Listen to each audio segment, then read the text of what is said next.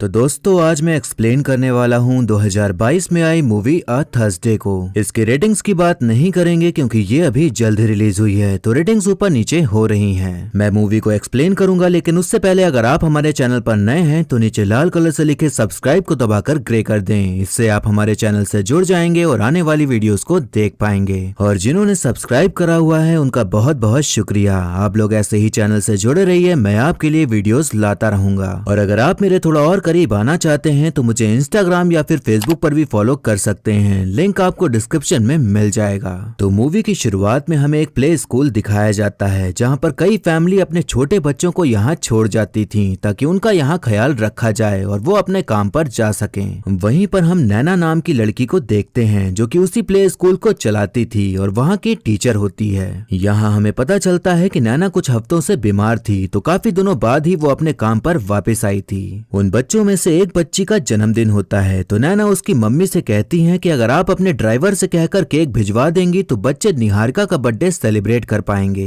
निहारिका की मम्मी ऐसा करने के लिए मान जाती हैं और फिर सभी पेरेंट्स अपने बच्चों को छोड़कर वहां से चले जाते हैं। बच्चों का ख्याल रखने के लिए नैना ने एक केयर टेकर रखी हुई थी जिसका नाम सावित्री होता है, तो वो नैना से कहती है कि उसे आधार कार्ड से जुड़ा कोई काम कराना है, तो वो जा रही है। अब नैना अपने मंगेतर रोहित के पास जाती है जो कि पेशे से एक वकील था और अपने काम के लिए निकल रहा होता है। जो प्ले स्कूल था वो रोहित के घर में ही बना हुआ था, तो एक तरह से नैना रोहित के घर में आकर प्ले स्कूल चलाती थी। नैना का अगले दिन बर्थडे था, तो रोहित उसे बर्थडे सेलिब्रेट करने के लिए कहता है क्योंकि नैना कभी भी अपना बर्थडे नहीं मनाती थी। लेकिन रोहित के जिद करने पर वो इस बार अपना जन्मदिन मनाने को तैयार हो जाती है। अब सावित्री और रोहित के चले जाने के बाद नैना बच्चों के पास जाती है और उन्हें एक जगह बैठाकर उनका टाइम पास कराने के लिए टीवी में कार्टून लगा देती है। फिर इसके बाद हमें नैना का एक अलग ही रूप देखने को मिलता है। नैना अपने रूम में जाती है और वहां से एक बैग निकालकर उसमें से एक गन निकालती है और फिर उसके बाद पुलिस को फोन करके बताती है कि मेरा नाम नैना जायसवाल है और मैंने 16 बच्चों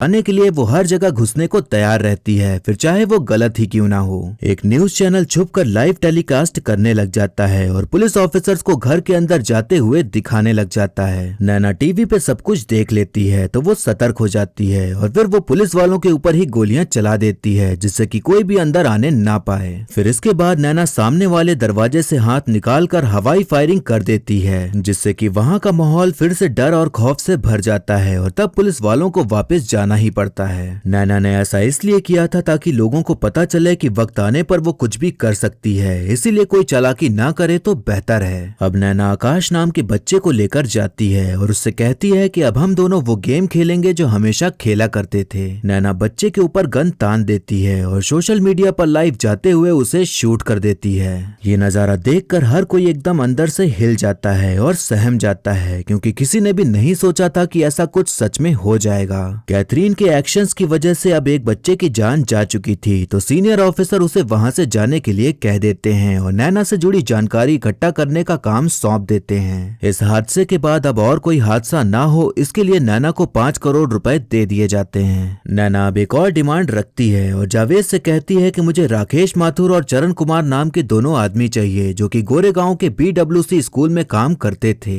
जावेद उससे पूछता है कि आखिर ये सब करने का तुम्हारा मकसद क्या है और अब और कितनी डिमांड्स माननी होंगी। नैना कहती है कि अभी तो और भी कई बच्चे बाकी हैं और अब मुझे इंडिया के प्राइम मिनिस्टर से बात करनी है। नैना फिर से एक और वीडियो सोशल मीडिया पर डाल देती है ये कहते हुए कि अगर हमारी प्रधानमंत्री जी ने मुझसे बात नहीं की तो फिर से एक बच्चा मारा जाएगा और उसके जिम्मेदार खुद PM होंगी। अब इसके बाद हम इंडियन प्राइम मिनिस्टर माया राजगुरु को देखते हैं जिन्हें सारे पत्रकार घेर लेते हैं ये पूछते हुए कि क्या वो नैना से बात करेंगी या नहीं। PM माया इस बात से परेशान हो जाती हैं कि आखिर वो लड़की उनसे बात क्यों करना चाहती है तो वो इस चीज के बारे में चर्चा करने के लिए मीटिंग करने को कहती हैं। उधर हम देखते हैं कि नैना अब एक बच्ची को छोड़ देती है क्योंकि उसकी एक डिमांड पूरी हो गई थी। हम देखते हैं कि मीटिंग में सभी लोग PM से यही कह रहे होते हैं कि आपको उस लड़की से बात करने की जरूरत नहीं है और जैसा हमारा प्रोटोकॉल है वैसे ही चलना चाहिए वरना ऐसे तो हर कोई ऐसे ही करके डिमांड्स पूरी करवाने लग जाएगा। PM उनकी बातों को सुनती तो हैं लेकिन उनके दिमाग में यही चल रहा था कि बाकी 14 बच्चों की जान अब भी खतरे में है तो अगर कुछ भी नहीं किया तो उनकी जान जा सकती है। अब हम देखते हैं कि रोहित वहां पर आ जाता है और तब जावेद उससे पूछताछ करने लग जाता है लेकिन रोहित को इस सिचुएशन के बारे में कुछ भी पता नहीं होता।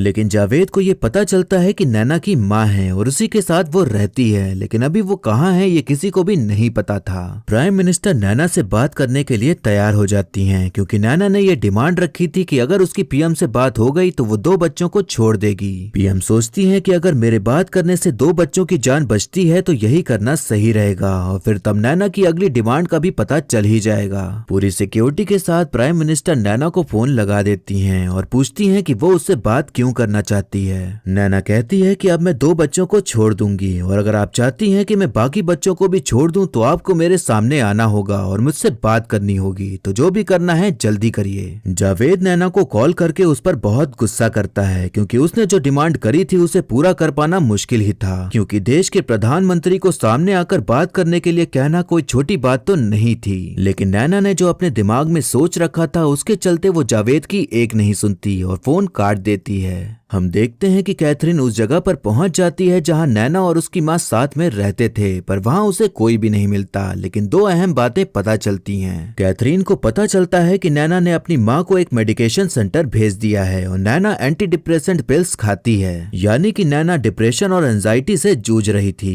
कैथरीन ये सारी जानकारी जावेद को देती है तो जावेद सीधा रोहित के पास पहुंच जाता है क्योंकि वो जानता था कि इस बारे में तो रोहित कुछ न कुछ जानता ही होगा। रोहित बताता है कि नैना अपने पापा की डेथ को बर्दाश्त नहीं कर पाई थी इसीलिए वो डिप्रेशन में चली गई थी और तभी से उसने अपनी थेरेपी शुरू की और दवाइयां खाना भी शुरू करी थी। हम देखते हैं कि PM का सेक्रेटरी जावेद को ये ऑर्डर देता है कि PM नैना से नहीं मिलेंगी इसलिए अब तुम्हें जैसे भी इस सिचुएशन को हैंडल करना है वैसे करो। जावेद नैना को बता देता है कि PM उससे नहीं मिल सकती तो नैना सावित्री, ड्राइवर और एक छोटे बच्चे की फोटो लेकर ऑडियंस पोल डाल देती है और कहती है कि प्रधानमंत्री ने मिलने के लिए मना कर दिया है तो अब आप बताइए कि इन तीनों में से कौन जिएगा और कौन मरेगा। प्राइम मिनिस्टर जब ये वीडियो देखती हैं तो अपने सेक्रेटरी पर बहुत गुस्सा करती हैं, क्योंकि उनसे पूछे बिना ही उन्होंने बोल दिया था कि प्राइम मिनिस्टर नहीं मिल सकती। पीएम उन सभी को अच्छे से हड़काती हैं और फैसला लेती हैं कि वो नैना से मिलने के लिए जाएंगी, क्योंकि उन 12 बच्चों की जान ज्यादा इंपॉर्टेंट है। अब हम देखते हैं कि नैना सावित्री और ड्राइवर के पास बैठी होती है। तभी सावित्री बाथरूम जाने के लिए कहने लगती है। नैना जैसे ही उसे खोलती है तो सावित्री उसके ऊपर हमला कर देती है और फिर ड्राइवर को भी खोल देती है। अब वो दोनों ही लोग नैना पर काबू पाने के लिए उसे पकड़ने लग जाते हैं, लेकिन उस हाथापाई में सावित्री बेहोश हो जाती है। ड्राइवर नैना से गन छीनने लग जाता है और इसी छीना झपटी में गोली चल जाती है। बच्चे कोई भी आवाज नहीं सुन पाते, क्योंकि थोड़ी ही देर पहले नैना ने बच्चों को हेडफोन पहनाकर गाने लगाकर सुला दिया था।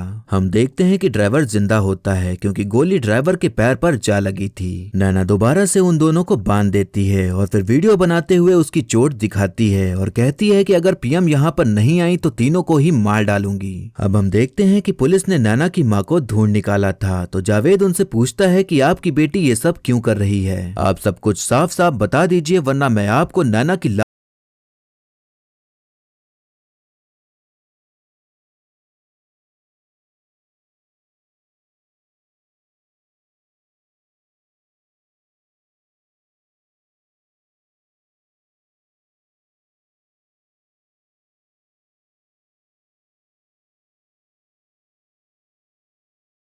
अकेली लड़की को देख उसे सुरक्षित घर पहुंचाने के बजाय उसके साथ घटिया घिनौना काम करने का सोच लेता है और फिर वो बस ड्राइवर के साथ मिलकर अपनी घिनौनी मानसिकता के चलते नैना के साथ गलत काम कर डालते हैं। इसके बाद हमें नैना की माँ को दिखाया जाता है, जो कि अपनी बेटी के साथ गलत करने वालों को सजा दिलाने के लिए पुलिस स्टेशन के चक्कर काट रही होती हैं। उस वक्त जावेद पुलिस स्टेशन का इंचार्ज था, तो वो माँ की एक भी बात नहीं सुन रहा होता। माँ उसके सामने हाथ जोड़कर विनती कर रही होती हैं कि मेरी बेटी के साथ गलत करने वालों को पकड़ लीजिए, लेकिन उनकी सुनने वाला कोई भी नहीं था। इसके बाद कहानी यहाँ से वर्तमान में आती है, जहाँ हम देखते हैं कि जावेद पूरी तरह से शॉक्ड में था, क्योंकि अगर उसने उस वक्त नैना की माँ की बात सुन ली होती तो शायद आज ये सब कुछ होता ही नहीं। नैना ने जो राकेश माथुर और चरण कुमार नाम के 2 आदमियों को लाने को कहा था, वो वही आदमी थे जिन्होंने नैना के साथ घटिया घिनौना काम किया था, और नैना ये सब कुछ इसलिए कर रही थी क्योंकि वो अपने साथ हुए गलत का इंसाफ पाना चाहती थी। जावेद को बहुत ही ज्यादा पछतावा होता है, क्योंकि उस वक्त वो मेडल और बड़ी उपाधि पाने के लिए बड़े केसेस को सॉल्व कर रहा था, लेकिन बड़ा बनने के चक्कर में वो ये भूल गया था कि वो एक पुलिस ऑफिसर है जिसका काम है सभी को सुरक्षित रखना और मुजरिम को सजा दिलाना। इसलिए आज जो कुछ भी हो रहा था वो सबके लिए खुद को ही जिम्मेदार मान रहा होता है। अब हम देखते हैं कि नैना से मिलने के लिए वहाँ पर देश की प्रधानमंत्री माया राजगुरु आ जाती हैं, जो कि किसी ने कभी भी नहीं सोचा था कि ऐसा कभी देखने को मिलेगा। नैना से मिलने के पहले जावेद प्राइम मिनिस्टर को उसकी सारी बातें बता देता है, जो कि जाननी बहुत जरूरी थी।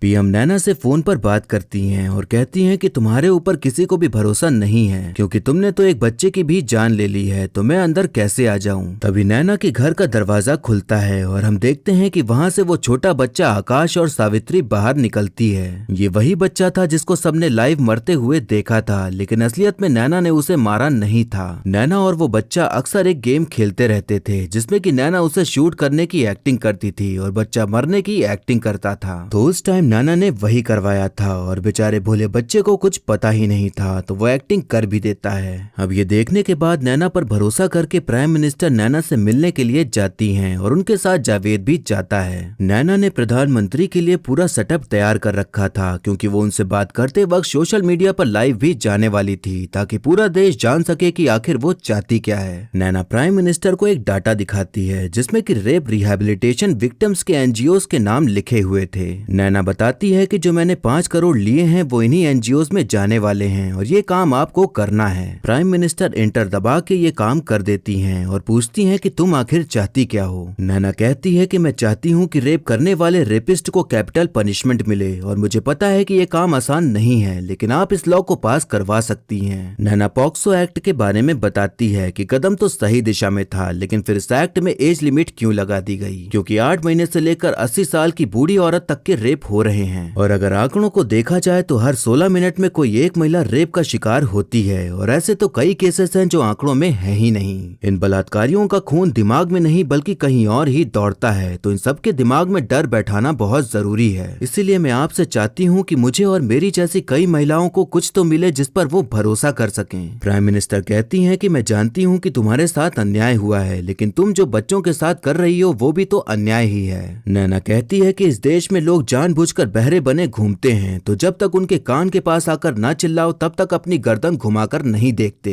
आप नहीं जानती कि जो मेरे साथ हुआ वो कैसा फील होता है। आप नहीं जानती कि उस हादसे के बाद मेरे माँ बाप ने क्या क्या सहा। मेरे पिता के ऊपर इतना गहरा असर हुआ कि वो उस वक्त ही गुजर गए। मैं आज भी जब रोहित को गले लगाती हूँ तो मुझे समय लगता है खुद को ये भरोसा दिलाने में कि मैं उसके साथ सेफ हूँ। मुझे नहीं पता कि जब उसे पता चलेगा कि मेरे साथ रेप हुआ था तो वो मुझे छोड़ देगा या साथ रहेगा। कुछ लोग होते हैं जो संभल जाते हैं और बाकी फांसी पर लटक जाते हैं। प्राइम मिनिस्टर कहती हैं कि मैं तुम्हें समझ रही हूँ, लेकिन इसमें इन बच्चों की क्या गलती थी। नैना कहती है कि अगर मैंने इन बच्चों का सहारा नहीं लिया होता तो आज आप यहाँ ना बैठी होती, ना ही जावेद यहाँ पर होता और यहाँ पर वो भी मौजूद नहीं होता जिसने मेरा रेप किया था। यहाँ हमें पता चलता है कि ड्राइवर ही वो बस ड्राइवर है जिसने नैना के साथ बलात्कार किया था और वही चरण कुमार था। राकेश माथुर जो कि बस कंडक्टर था, उसने बलात्कार के वक्त नैना के हाथ पकड़े हुए थे, लेकिन अब पुलिस ने उसे धर दबोचा था। नैना बताती है कि 3 हफ्ते पहले ये दरिंदा छोटी बच्ची निहारिका का हाथ पकड़ के मेरे प्ले स्कूल के अंदर आता है और कहता है कि मैं निहारिका का नया ड्राइवर हूँ। मैं उसे देखकर एकदम शॉक्ड हो गई थी और ये दिमाग में आने लगा था कि जैसे उसने मेरे साथ किया वैसे ही वो कभी निहारिका के साथ भी कर सकता है। ये चरण कुमार अपना नाम बदलकर खुलेआम अपनी जिंदगी जी रहा था, जो कि मैं ऐसा होते देख नहीं सकती थी। इसीलिए मैंने उसी दिन फैसला कर लिया कि मैं इसे जीने नहीं दूंगी। नैना चरण के ऊपर गन तान देती है और कहती है कि अब सबको सच बता दे कि तूने मेरे साथ क्या किया था। चरण भोला बनने की कोशिश कर रहा होता है कि तभी वो जावेद की गन छीनकर नैना को मारने की कोशिश करता है, लेकिन गन की सेफ्टी ऑन थी तो गोली नहीं चल पाती।